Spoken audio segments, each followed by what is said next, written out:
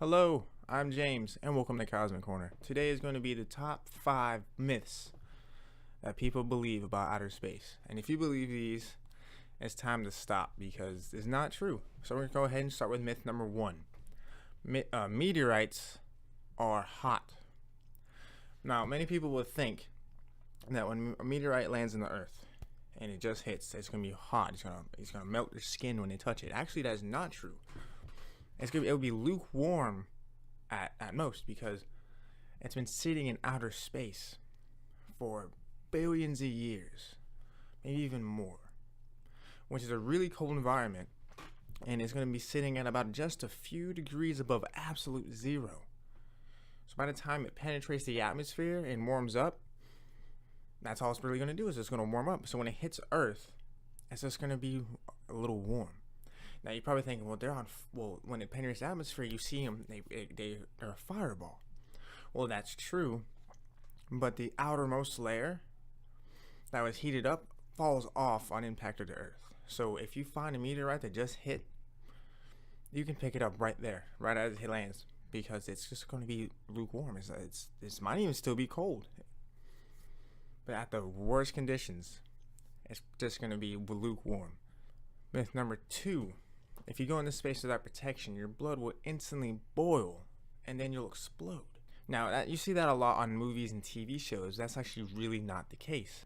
A human's largest organ is the skin, and it protects the internal organs really well, such as muscle, bones, and everything else. Now, the human body can resist explosive decompression, and the circulatory system adapts to new environments very quickly, even outer space. So, if anything, you're not going to blow up. You won't even freeze to death at that, even though despite the coldness of space, there's not much in space to absorb your body's heat, so freezing would take some time. So, worst case scenario, if you went into space without a spacesuit, you would just suffocate because there's no oxygen.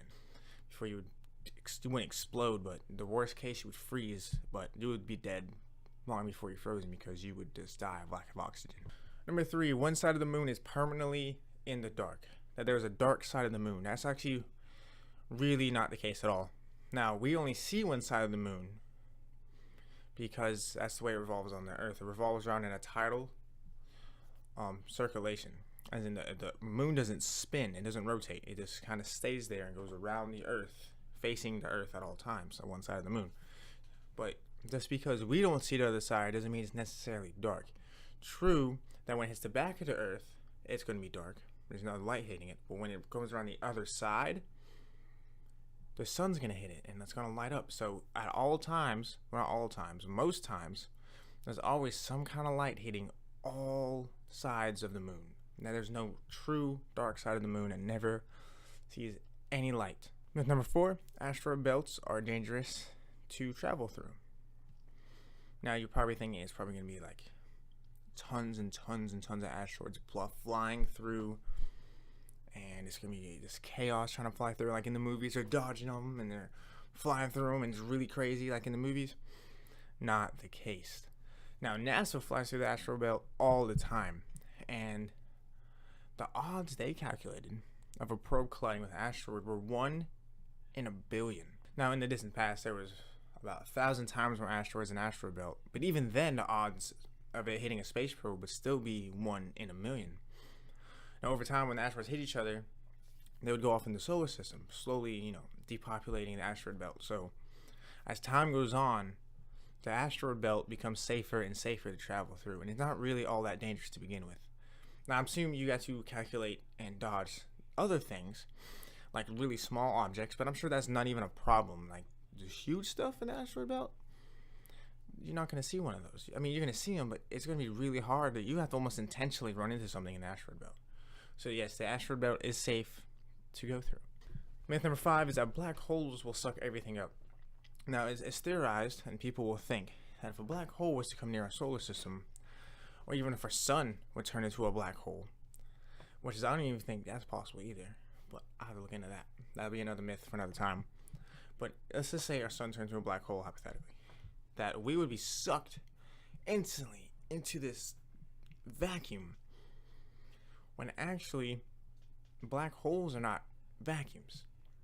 They're actually this black holes have finite mass, and therefore finite gravitational forces. So it's a really heavy object in space that's going to pull other objects into it. Now, black holes do not possess any kind of supergravity. It's not a gravity. It's not a gravity suction. It doesn't have nothing like that. Nothing involving that. It's just an object that holds a lot of mass. It's a very heavy object in space. Such as our sun is a heavy object in space. Therefore, our planets revolve around it. Now, if that were to get heavier, we would come closer and closer and closer, and eventually things would be sucked into it. That's kind of how a black hole is. A black hole has a lot of mass. It's one of the heaviest objects. So when it comes near things, it just gets sucked into it. Now, what happens to objects when it gets into the black hole is unknown. Now, that's been the top 5 myths, but I got a bonus myth for you. And the bonus myth is something very light, nothing really huge, and it's that the sun is yellow. Now, if you ask someone to draw a picture of the sun, and what you're probably going to get is a yellow circle. It's even classified as a yellow dwarf. But the sun isn't yellow. According to NASA, its temperature is 6,000 K, which means it's white.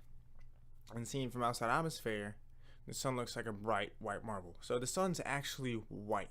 Now that has been top 5 plus bonus, so that'll be top 6 myths about space that people really do believe, and I hope I just debunked those for you. Until next time, I'm James. Thanks for watching.